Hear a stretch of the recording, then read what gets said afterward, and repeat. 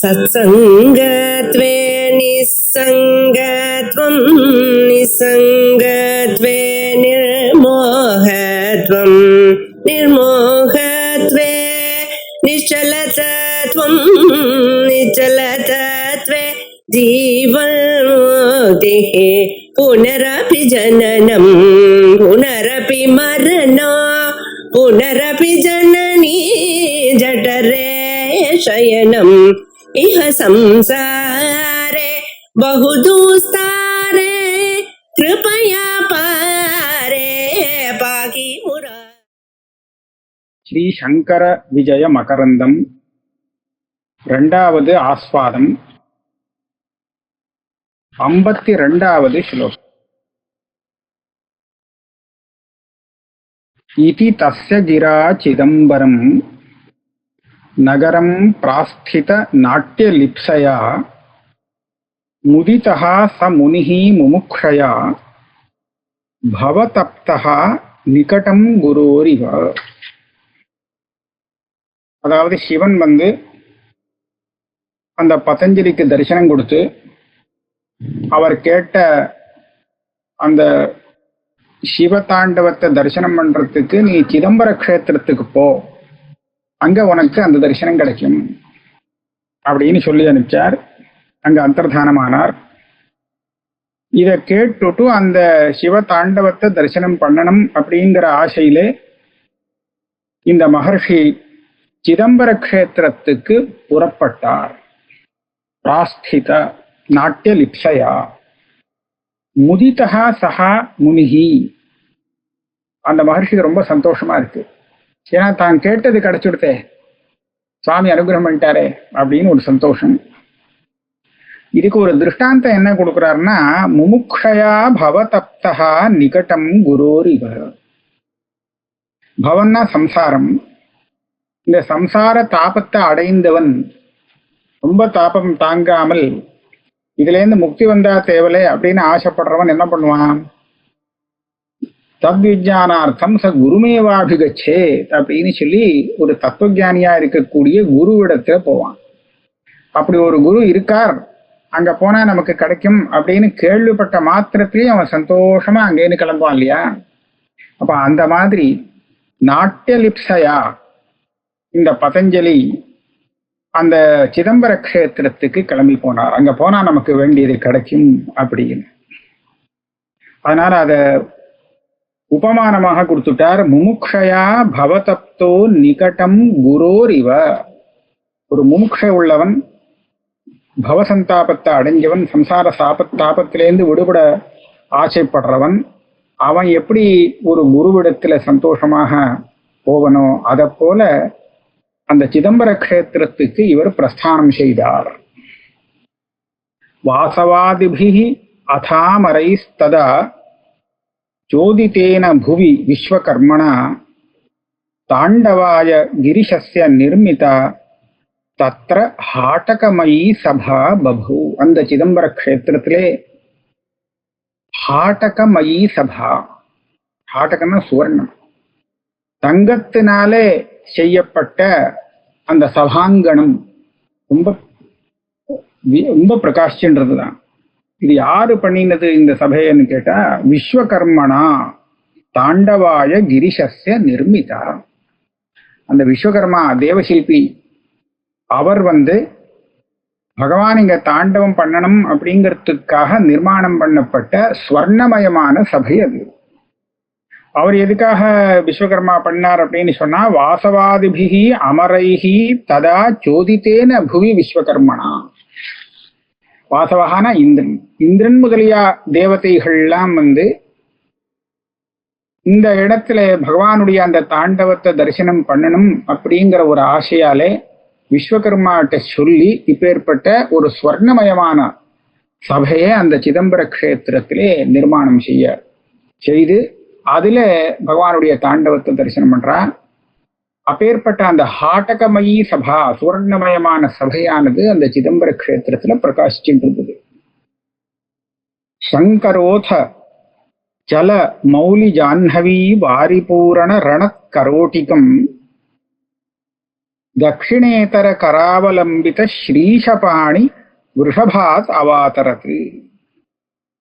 அங்க சிதம்பர கஷேத்திரத்துல சுவாமி இறங்குறாராம். ரிஷபாரூடராக சுவாமி வரார். அவர் கையை பிடிச்சு இறக்கி விடுறார். யாரு? மகாவிஷ்ணு. அவர் தலையில, சங்கருடைய தலையில ஜட்டை இருக்கு. அந்த ஜட்டைக்குள்ள கங்கை இருக்கு. அந்த கங்கையிலால வரக்கூடிய அலைகள், கங்கை சும்மா இருக்காதே, அது உள்ள அலை பாஞ்சுட்டு இருக்கு. அதனால அவர் கழுத்துல இருக்கக்கூடிய அந்த மாலைகள் இதெல்லாம் அசையிறது, ஆடுறது. சங்கரோத சல மௌலி ஜாஹ்னவி வாரிபூரண ரணத் கரோட்டிகம். அது ஒன்னோட ஒண்ணு மோதிண்டு சப்தத்தை வேற ஏற்படுத்துறதா. ஆக சலன சலிக்கக்கூடிய மௌலி ஜாஹ்னவி, தன்னுடைய தலையில இருக்கக்கூடிய ஜாஹ்னவி நதி, கங்கை நதி, அதனுடைய வாரி பூரண, அதனோட ஜலமானது அப்படி அசைஞ்சு இரண்டையும் போகிறதுனாலே ரணத் கரோட்டிகம். அது ஒன்னோட ஒண்ணு அவர் தாரணம் பண்ணிட்டு இருக்கக்கூடிய அந்த கபால மாலைகள்லாம் ஒன்னோட ஒண்ணு இடிச்சுன்னு சத்தத்தை ஏற்படுத்துறது. அப்படி இருந்துட்டு தட்சிணேதர கராவலம்பித ஸ்ரீஷபாணி, எப்படி அவர் இறங்கினார்னு சொன்னா, தன்னுடைய இடது கைய, லட்சணம் தான் வலது கை, இடது கையாலே அந்த மகாவிஷ்ணுவுடைய கையை பிடித்து கொண்டு ரிஷபத்திலேருந்து கீழே இறங்கினார். இப்படி வர்ணிக்கிறார் பாருங்க. நேர நடக்கிற மாதிரி அவர் வர்ணிக்கிறார். அதுதான் கவிகளுடைய சாமர்த்தியம்.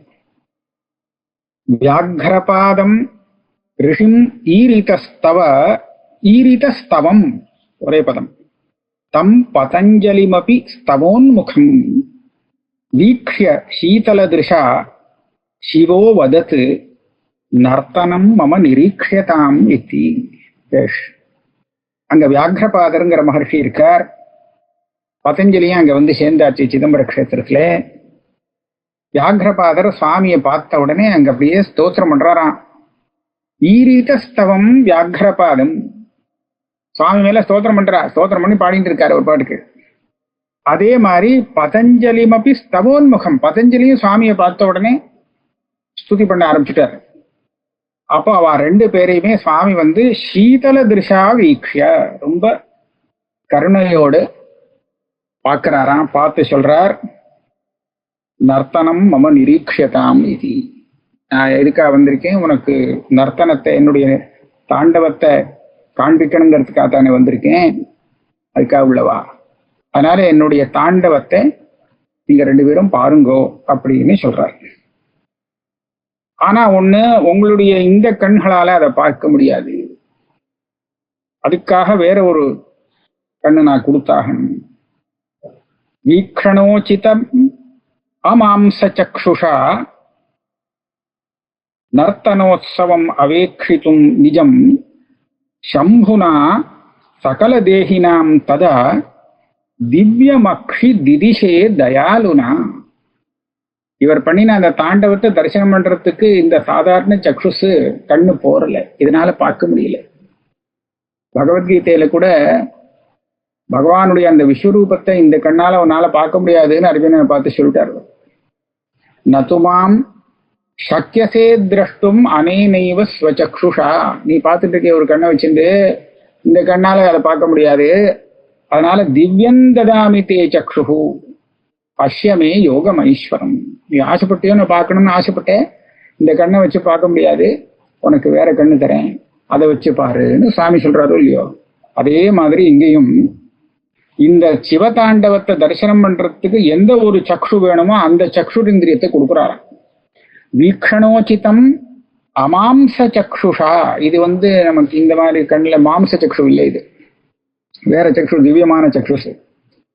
இதனால அந்த நர்த்தனோத்சவத்தை பார்க்கணுமா, பார்க்கறதுக்காக அங்க அத்தனை பேர் வந்திருந்தாலும் அத்தனை பேருக்கும் திவ்ய சக்ஷுஷ பிரதானம் பண்ணாராம்.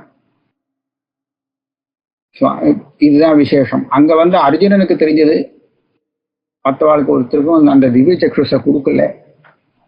சஞ்சயன் அங்க வேற ஒரு இடத்துல இருந்து நேரம் பார்த்துட்டு இருக்கார். வியாசப்பிரசாதாசு வேற இடத்துல இருந்துட்டு. ஆனா அர்ஜுனனுக்கு கொடுத்த அந்த விஸ்வரூப தரிசனத்தை அங்கேயே இருக்கக்கூடிய மற்றவாளால பார்க்க முடியல. ஏன்னா அவளுக்கு இந்த பாக்கியம் இல்லை. ஆனா இங்க அந்த சிவதாண்டவத்தை தரிசனம் பண்றதுக்கு அங்க அத்தனை ஜனங்களுக்கும் திவ்ய சக்ஷத்தை கொடுத்துறாரா சுவாமி.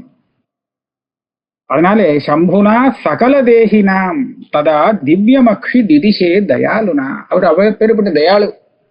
அதனால அத்தனை பேருக்கும் அனுகிரகம் பண்ணணும்னு சொல்லி எல்லாரும் இந்த சிவதாண்டவத்தை பார்க்கட்டும்னு சொல்லி எல்லாருக்கும் திவ்யமான ஒரு சக்ஷஸை கொடுத்துட்டார். சாம்பரீம் யவனிகாம் அதாக்ஷிபன் ச பிரபஞ்சமய நர்த்தனம் சிவஹா திராக் அதர்ஷயத கோணிகாசுதம் வியாக்ரபாதம் இதரான் ரிஷீனபி. அந்த சிவன் என்ன பண்ணாருங்க,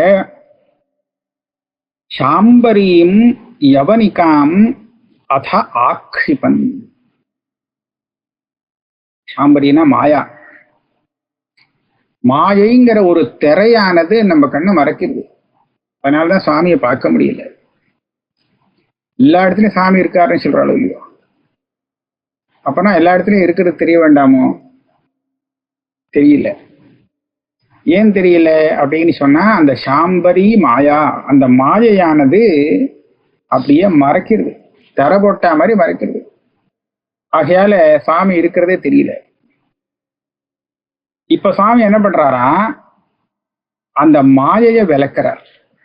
திரைய விளக்கினா தானே பார்க்க முடியும். அதுக்காக சாம்பரியும் யவனிகாம் ஆக்ஷிபன்னு அவர் பண்ணின நர்த்தனம்ங்கிறது என்னன்னு கேட்டா, பிரபஞ்சமய நர்த்தனம். இந்த பிரபஞ்சமே சிவனுடைய ஒரு தாண்டம் தான். இந்த ஜெகத்துல சிருஷ்டி ஸ்திதி எல்லாம் விவகாரம் நடந்துட்டு இருக்கே, இது எல்லாமே அவருடைய நர்த்தனம் தான். பிரபஞ்சமய நர்த்தனம் அதர்ஷயத்து. இப்பேற்பட்ட நர்த்தனத்தை அவர் காண்பித்தார். அப்படின்னா இதுவும் கிட்டத்தட்ட அந்த பகவான் காண்பிச்ச ஒரு விஸ்வரூபம் மாதிரி தான் தோன்றது. சிவஹா திராக் அதர்ஷயத கோணிகாசுதம். கோணிகாசுதா அப்படின்னு சொன்னா இதுதான் பதஞ்சலி. இப்ப அவருடைய கதையில வந்தது.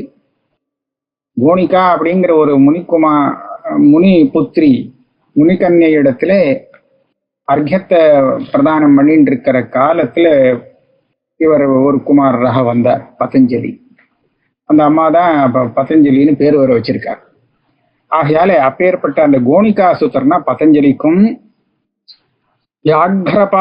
வியாக்ரபாதங்கிற இன்னொரு மகர்ஷிக்கும், இன்னும் அங்க எத்தனை பேர் சென்றாலும் இதரான் ரிஷினபி, மற்ற ரிஷிகளுக்கும் எல்லாருக்கும் அந்த சிவ தாண்டவத்தை தரிசனம் செய்வித்தார். எல்லாருக்கும் அந்த திவ்ய சக்ஷுஸை கொடுத்து எல்லாரும் பாருங்கன்னு சொல்லி பார்க்க வச்சார்.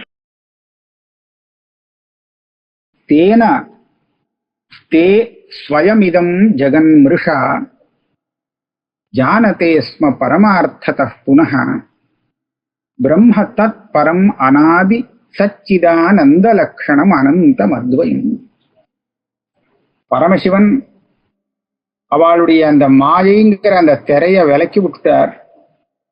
அதனால அவளுக்கு தத்துவம் புரிய ஆரம்பிச்சிடுச்சு. அதனால அவளுக்கு தே ஸ்வயம் இதம் ஜெகத்து மிருஷா ஜானதே, தர விளக்கினத்தினாலே இந்த ஜெகத்து பூரா பொய்யானது அப்படிங்கிறது அவளுக்கு நிறைய தெரிஞ்சு போச்சு. யாரும் சொல்லி கொடுக்கணுங்கிறதே இல்லை. ஏன்னா மாயையோட இருக்கிறவனுக்கு தெரியாது, தெரியாதவனுக்கு சொல்லி கொடுக்கணும். இவர் தான் மாயையை விளக்கி விட்டாரே, மாயைங்கிற திரையை எடுத்துட்டாருன்னு சொன்னா அவனுக்கே தெரிஞ்சிடும் இது பொய் அப்படின்னு. ஆக இதுவரையில் பார்த்துட்டு இருக்கக்கூடிய இந்த ஜெகத்து பூர மிருஷா, ஜெகத் மித்யா அப்படிங்கிறத அவ நேரா பார்த்துட்டு வரலாம்.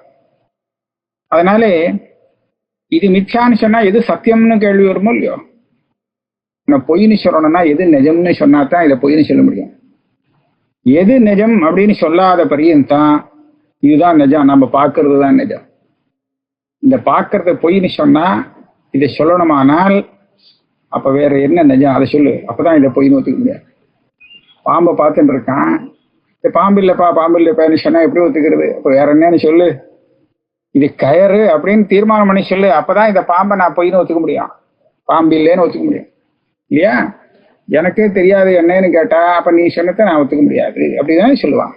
ஆகையாலே ஒரு வஸ்துவை பொய்யானதுன்னு நம்ம சொல்லணும்னு சொன்னா உண்மை என்னன்னு தெரிஞ்சாதான் சொல்ல முடியும். அதே மாதிரி பிரபஞ்சத்தை இவெல்லாம் நேர பொய்ன்னு பார்த்து விட்டா அப்படின்னு சொன்னாலே பெருமை இல்ல, எது சத்தியம்ங்கிறது தெரிஞ்சதுனால இது பொய்ன்னு தெரியுது. எது சத்தியம்? பரமார்த்தத புனः பிரம்ம தத்பரம். பரமார்த்ததா இருக்கிறது என்ன? பிரம்மா ஒன்னே ஒண்ணு, அதுதான் ஏகமேவ அத்விதீயம். அந்த பிரம்ம ஒண்ணுதான் அப்படி இருக்கான். தத் பரம் அனாதி, பிரம்ம அனாதி, அனாதிமத் பரம் பிரம்ம சச்சிதானந்த லட்சணம்.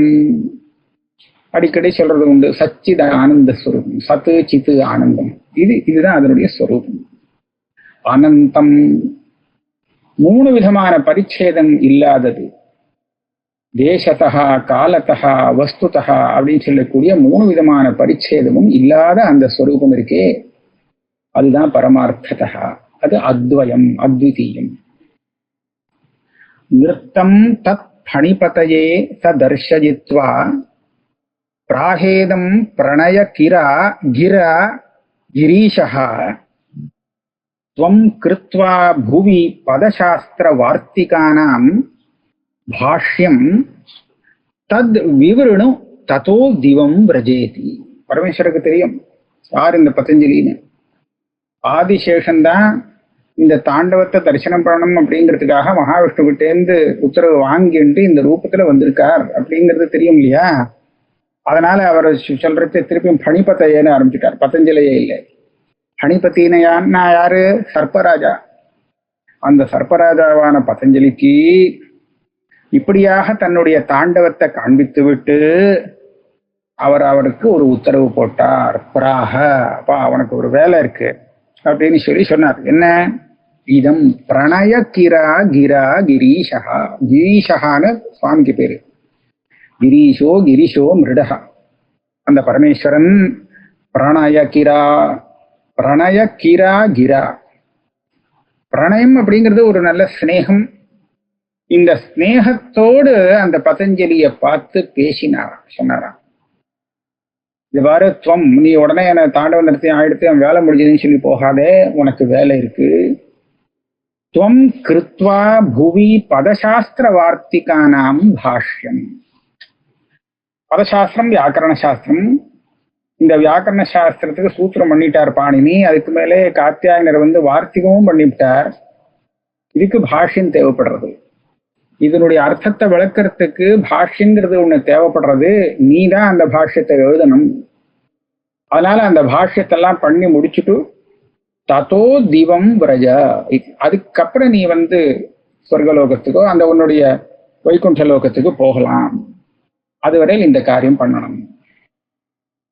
ஆஜ்ஞாப்யைவம் பணினம் அபரான் சோனுகிருஹ்யாக்ஷிபாதைஹி கௌர்யா சாக்கம் விதி ஹரி கணேஷ்சாபி சம்பு திரோபூத் ஹர்ஷாச்சரியஸ்திமித ஹிருதயௌ வியாக்ரபாத் கௌணிகேயௌ அஸ்தூயேதாம் ரிஷிபிஹி அனடத் யத்கிருதே சந்திரசூடஹ ஆஜ்ஞாப்ய ஏவம். இப்படியாக பணினம் அந்த சர்ப்பராஜனை, ஆதிசேஷனை நீ இந்த மாதிரி மகாபாஷ்யம் பண்ணு அப்படின்னு ஒரு உத்தரவு போட்டுட்டு சிவதாண்டவத்தை தரிசனம் பண்ண வந்திருந்த அங்க எத்தனை மகர்ஷிகள் வந்திருக்காளோ அத்தனை பேருக்கும் அபரான் சக அனுகிரஹ்ய அக்ஷிபாத்தைஹி எல்லாரும் ஒரு பார்வை பார்த்தாராம். அந்த பார்வை பார்த்ததே அவளுக்கு எல்லாம் பெரிய அனுகிரகம். நம்மளை பார்த்துக்காரே சாமி இல்லையா? நாம சாமியை பார்க்கிறோம், சாமி நம்மளை பார்க்கிறார். இன்னும் விசேஷம். நம்ம சாமியை பார்க்கறது நமக்கு திருப்தியை கொடுக்கும். சாமி நம்மளை பார்த்தாருன்னு சொன்னா பார்க்க மாட்டாருன்னு காத்துட்டு இருப்பா இல்லையா? நம்மளை பார்க்க மாட்டாராவா அப்படின்னு தெரியுறலாம். ஆக அந்த மாதிரி அவரை பார்த்து அனுகிரகம் பண்ணிட்டார். அக்ஷிபாத்தைஹி. அதுக்கப்புறம் கௌரியா சாகம், அம்பாளோடு சேர்ந்து விதி ஹரி கணேஷ்சாபி கூடவே இவாளா வேற இருந்தாளே, பிரம்மா இருந்தார், மகாவிஷ்ணு இருந்தார், வேற கணங்கள்லாம் அதை வேற இருந்திருக்கு. எல்லாரையும் கூட சேர்த்துண்டு சம்புஸ்திரோபூத் அத்தனை பேரையும் சேர்த்து அங்கேயே அந்தர்தானம் ஆயிட்டா. இப்ப அங்க மகர்ஷிகள் தான் பார்த்தவா மாத்திரம்தான் அங்க நிக்கிறா. அவளை அங்க இவா ரெண்டு பேருக்கும் ஆச்சரியம் தாங்கல. வியாக்கிரபாதருக்கும் சரி பதஞ்சலிக்கும் சரி. ஹர்ஷாச்சரிய ஸ்திமித ஹிருதயவு, அவளுடைய ஹிருதயம் அப்படியே நிக்கிற மாதிரி ஆயிடுச்சு, ஓடல. ஏன்னா அந்த ஹர்ஷம் சரி அந்த ஒரு ஆச்சரியம் ரெண்டுமா சேர்ந்து அப்படியே நிறுத்திடுச்சு. வியாக்கிரபாத் கவுனிகேயு, வியாக்கிரபாதன்கிற அந்த மகர்ஷி, அதே சமயத்திலே கவுனிகேயா இவர் தான் கவுனிகாபுத்திரர், பதஞ்சலி, இவ ரெண்டு பேரும் ரொம்ப ஆச்சரியத்துல அப்படியே நிக்கிறா. இவா ரெண்டு பேரையும் மற்ற ரிஷிகள்ல ஸ்தோத்திரம் பண்றா. ஏன்னா இப்பேற்பட்ட பாக்கியம் வந்ததே, இவருக்காக தரிசனம் கொடுத்து நமக்கெல்லாம் அந்த பெரிய லாபம் கிடைச்சிருக்கே. தரிசனம், அவருடைய தாண்டவத்தை தரிசனம் பண்றதுக்கு ஒரு சந்தர்ப்பம் கிடைச்சதே, இவாளால தானே நமக்கு கிடைச்சது அப்படின்னு சொல்லி இந்த ரெண்டு பேரையும், வியாக்கிரபாதரையும் அதே மாதிரி பதஞ்சலியும் மற்ற மகர்ஷிகள் எல்லாம் அங்க அத்தனை பேரும் ஸ்தோத்திரம் பண்ணலாம். அஸ்து ஏதாம் ரிஷிபிஹி அனடத் யத்கிருதே சந்திரசூடஹ, இவாளுக்காகத்தானே அந்த சந்திரசூடன் அங்கேருந்து இந்த மாதிரி நடனம் பண்ணினார், தாண்டவம் ஆடினார். இவாளுக்காக பண்ணினத நாமும் பார்த்து கிருதார்த்தமானோம். அதனால இவாளுக்கு முதல்ல ஸ்தோத்திரமானோம் சொல்லி அவள்லாம் ரொம்ப பெருமையா பேசினா. மேதாவி நிகமபட்டு பகுஸ்ருதோவா ஏனர்த்தே ந கலயிதா கில ஆத்மதத்துவம் தன்னேத்திரம் தமசிச்ச திவ்யதிருஷ்டிதாயி ஸ்ரேயோ நஹ பிரதிஷது தாம தேசிகாட்சம். இது ஒரு மங்கள ஸ்லோகம். ரெண்டாவது ஆஸ்வாதம் முடிகிற இந்த இடத்துல ஒரு மங்கள ஸ்லோகம் ஒண்ணு போடுறார், நல்லா இருக்கு. அதாவது குரு இல்லாமல் தியானம் வராது, இதுதான் இதுக்கு தாற்பயம். இவன் பெரிய மேதாவியா இருக்கலாம், மேதாவி நிகம பட்டு, பல வேதங்கள்லாம் நிறைய அத்தியனம் பண்ணி கொப்பளிக்கலாம். பகுஸ்ருதா, நிறைய படிச்சவனா இருக்கலாம், பெரிய மேதைலாம் சொல்றாளே அந்த மாதிரி நிறைய படிச்சவனாக இருக்கலாம். ஆனால் ரிதே ஏன, எந்த குரு இல்லாமல் ஞானத்தை அடைய முடியாது. அந்த குருவுடைய பெருமையை இந்த ஸ்லோகம் சொல்றது. ஏன ரிதே ந கலயிதா கில ஆத்ம தத்துவம், குரு இல்லாமல் ஆத்ம தத்துவம் தெரியாது. வேற அனாத்ம விஷயத்துல நம்ம எதை வேணாலும் படிச்சுக்கலாம், நிறைய புத்திசாலித்தனமா அதனால புரிஞ்சுக்கலாம், எல்லாம் பண்ணலாம். ஆனா ஆத்ம தத்துவத்தை புரிஞ்சுக்க முடியாது. ஏன்னா புரிஞ்சுக்கிறதே அந்த ஆத்மா தானே. இது மற்றதெல்லாம் சேர்த்து புரிஞ்சுக்க முடியும், அதுக்கு உண்டான சாமான வச்சுன்னு உபகரணத்தை வச்சுன்னு எல்லாம் புரிஞ்சுக்கிறேன்னு பண்ணும். கண்ணை வச்சுட்டு பார்க்கும், காதை வச்சுட்டு கேட்கும், எல்லாம் பண்ண முடியும். ஆனா ஆத்மாவை எதை வச்சு கேட்கறது, எப்படி தெரிஞ்சுக்கிறது? அதுக்குதான் குரு வேணும். குரு அதை எப்படின்னு கண்டுபிடிச்சு இவனுக்கு சொல்லி கொடுத்துருவார். அதனால ஏன ரித்தே, எந்த குரு இல்லாமல் ந கலயிதா கில ஆத்ம தத்துவம், இந்த ஆத்ம தத்துவத்தை பத்தி ஒன்னும் தெரிஞ்சுக்க முடியாது. பெரிய புத்திசாலி, நிறைய படிச்சவன், ஆனா ஒன்னும் ஆத்ம தத்துவத்தை பத்தி தெரியாது, தெரிஞ்சுக்க முடியாது குரு இல்லாட்டா. அப்பேற்பட்ட குருவானவர் நமக்கு நேத்திரமாக இருக்கிறார். தன்னேத்திரம், அதுதான் ஒரு நேத்திரம். நமக்கெல்லாம் ஆத்ம தத்துவத்தை பார்க்கக்கூடிய கண் ரூபமாக இருப்பது நமக்கு குரு. தமசிச்ச திவ்ய திருஷ்டிதாயி, இந்த நேத்திரம் விசேஷம். மற்ற அந்த நேத்திரம் இருக்கே, நமக்கு பிரசித்தமான நேத்திரம் இருட்டுல பார்க்காது. முதல்ல வெளிச்சம் போடு, அதுக்கப்புறம் நான் காமிக்கிறேன்னு அப்புறம் தான் வேலை செய்யும். இருட்டுல அதனால வேலை பண்ண முடியாது. ஆனா இந்த குருங்கிற நேத்திரம் இருக்கே, இந்த கண் இருக்கே, இருட்டில் தான் இது வேலை செய்யும். இருட்டுல வேலை செஞ்சு இருட்டை போக்கும். அப்பதான் இந்த குருவுக்கு வேலை. வெளிச்சத்துல இருக்கும்போது எனக்கு வேலை இல்லை. இது இருட்டுல இருந்தா அந்த இருட்டை போக்குறதுக்காக இந்த நேத்திரம் உபயோகப்படுறது. அதனால தமசிச்ச திவ்ய திருஷ்டிதாயி, அந்த அஜானத்துல இருக்கிறவனுக்கு அந்த திவ்ய திருஷ்டிங்கிற அந்த தத்துவ ஞானத்தை கொடுத்து இருட்டை போக்கக்கூடிய நேத்திரமாக, கண்ணாக இந்த குரு அமைஞ்சிருக்கார். அப்பேற்பட்ட அந்த தேசிகாக்கியம் தாமா, தேசிகான குரு, குருன்னு சொல்லக்கூடிய அந்த ஒரு தேஜஸ் இருக்கே, ஸ்ரேயா நகா பிரதிஷத்து, நமக்கு ஒரு ஸ்ரேயஸை கொடுக்கட்டும் அப்படின்னு சொல்லி இந்த இடத்துல ஒரு மங்களம் பண்ணி 2வது ஆஸ்வாதத்தை முடிச்சிடுறார். இதுக்கு அடுத்தது நமக்கு 3வது ஆஸ்வாதம் ஆரம்பிக்கிறது. இந்த 3வது ஆஸ்வாதத்துல கௌடபாத சரித்திரம் இது அதுல முதல்ல வருது. அந்த கௌடபாத சரித்திரம் வரத்துக்கு முன்னாடி மறுபடியும் ஒரு மங்கள ஸ்லோகமா போட்டு விடுறார். அந்த மங்கள ஸ்லோகம் என்னன்னு சொன்னா, இப்ப பதஞ்சலி பத்தி சொன்னோம் இல்லையா, அந்த பதஞ்சலிய பத்தின மங்கள ஸ்லோகம் இது. யோகேன சித்தஸ்ய பதேன வாசாம் மலம் ஷரீரஸ்ய ச வைத்யகேன யோபாகரோத்தம் பிரவரம் முனீனாம் பதஞ்சலிம் பிராஞ்சலி ராணதோஸ்மி. பிராச்சீனமான ஸ்லோகம், ரொம்ப அழகான ஸ்லோகம் இது. இந்த பதஞ்சலிய நான் நமஸ்காரம் பண்றேன். எதுக்காக நமஸ்காரம் பண்றேன்? அவர் என்ன உபகாரம் பண்ணார் அப்படின்னு கேட்டா, அவர் பெரிய காரியம் பண்ணியிருக்கார். எல்லா விதமான அழுக்கையும் போக்கியிருக்கார். அதாவது மனசுல உள்ள அழுக்க போக்கியிருக்கார், வாக்குல உள்ள தோஷங்களை போக்கியிருக்கார், சரீரத்துல உள்ள தோஷத்தையும் போக்கியிருக்கார். அது எப்படி இவர் ஒருத்தர் பண்ணினார் அப்படின்னு கேட்டா, இவர் 3 விதமான கிரந்தங்கள், சாஸ்திரத்துல கிரந்தங்கள் எழுதியிருக்கார். ஒண்ணு பாதஞ்சல யோக சூத்திரம். இது யோக சாஸ்திரத்தை சேர்ந்த கிரந்தம். இந்த யோக சூத்திரம் மூலமாக அதை அபியாசம் பண்றவாளுக்கு மனசுல இருக்கக்கூடிய அழுக்க போக்கிடுறார், அழுக்க போக்கி மனசை சுத்தப்படுத்துறார். அப்ப யோகேன சித்தஸ்ய மலம் அபாகரோ, இந்த யோக சூத்திரத்தை பிரணயனம் பண்ணி அது மூலமாக மனசுல உள்ள அழுக்கை போக்கினவர் இந்த பதஞ்சலி.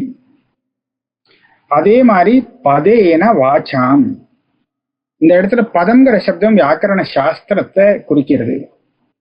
வியாக்கரண சாஸ்திரத்துக்கு மகாபாஷ்யம் எழுதி வாக்குல உள்ள அழுக்க அவர் நிவர்த்தி பண்ணிவிட்டார். வாக்குல சாது சப்தங்களை பிரயோகம் பண்றது சரி, அசாதுவான தப்பான பிரயோகங்களை செய்வதுங்கிறது அதுதான் மலம், வாக்குக்கு மலம். ஆக வாக்குல இருந்த அது தெரியாத்தனமா தானே தப்பான சப்தத்தை பிரயோகம் பண்ணுவான். தெரியானது இதுதான்னு தெரிஞ்சிருந்தா தப்பான சப்தத்தை பிரயோகம் பண்ண மாட்டான். அதனால அது தெரிஞ்சுக்கிறதுக்கு இந்த சாஸ்திரம், வியாக்கரண சாஸ்திரம் தான் நமக்கு சாதனம். ஆக வியாக்கரண சாஸ்திரம் ஏற்படுத்தி, அதாவது பாணினி ஏற்படுத்தினார், வார்த்திகம் சூத்திரம் பண்ணார், அவர் வார்த்திகம் பண்ணினார், அது எல்லாத்துக்கும் சேர்த்து மகாபாஷ்யம் எழுதிட்டாரு இல்லையோ. ஆக இந்த மகாபாஷ்யங்கிற ஒரு பெரிய கிரந்தத்தினாலே வாக்கினுடைய அசுத்திய எல்லாத்தையும் அவர் போக்கினவர்.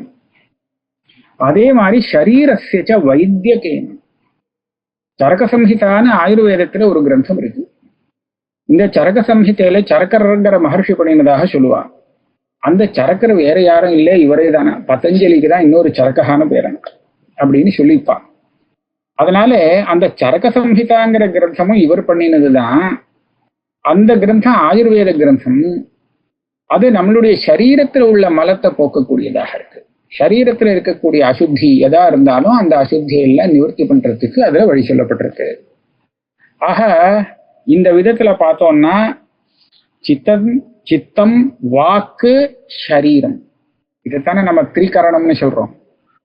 திரிகரணங்களுடைய தோஷத்தையும் நிவர்த்தி பண்றதுக்கு ஒரே மகர்ஷி வேலை பண்ணியிருக்காருன்னு சொன்னா அது பதஞ்சலி. அப்ப இவர் எவ்வளவு பெரிய உபகாரம் பண்ணியிருக்காரு இல்லையா.